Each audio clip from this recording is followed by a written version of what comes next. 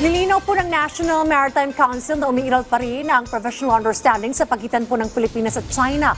Dahil dyan, walang magiging pagbabago sa mga RORE mission sa BRP Sierra Madre. Si Patrick De Jesus sa report.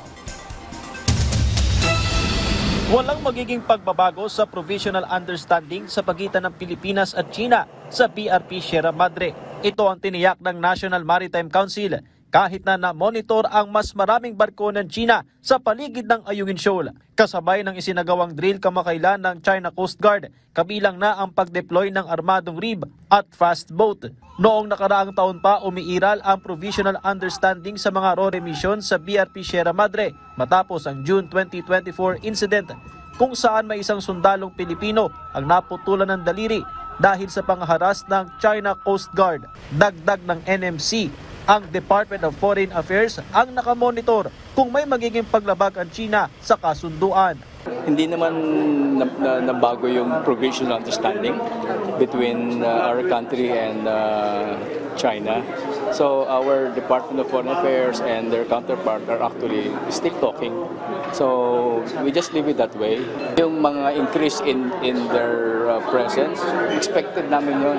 It will be a reaction on their part kasi it's a big embarrassment on their part. So they want to face it and how to twist narratives again para ipakita nila na they're still in control. Hindi naman na namataan ang PLA Navy Warship 164 sa West Philippine Sea mula nang mangyari ang insidente ng pagbangga nito sa China Coast Guard Vessel 3104 sa Scarborough Shoal. Gaya ng nasirang barko ng China Coast Guard na kasalukuyang nasa naval base ng Hainan Province sa China, posibleng sumailalim din sa repair ang naturang PLA Navy Warship ayon sa NMC.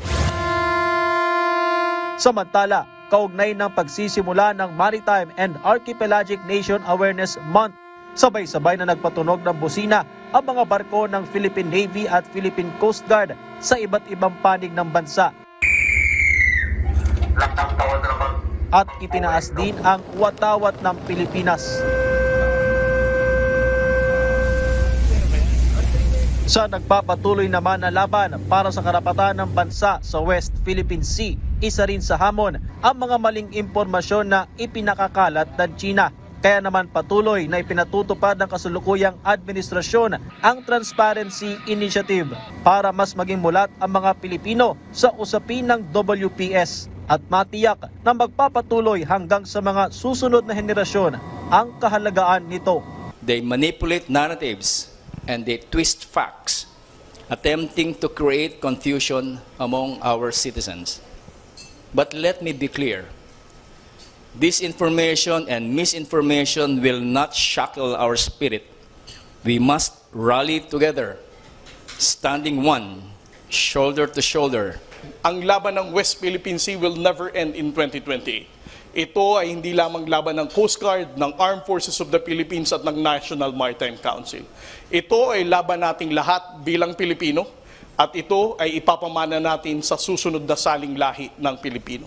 Patrick De Jesus para sa Pambansang TV sa Bagong Pilipinas.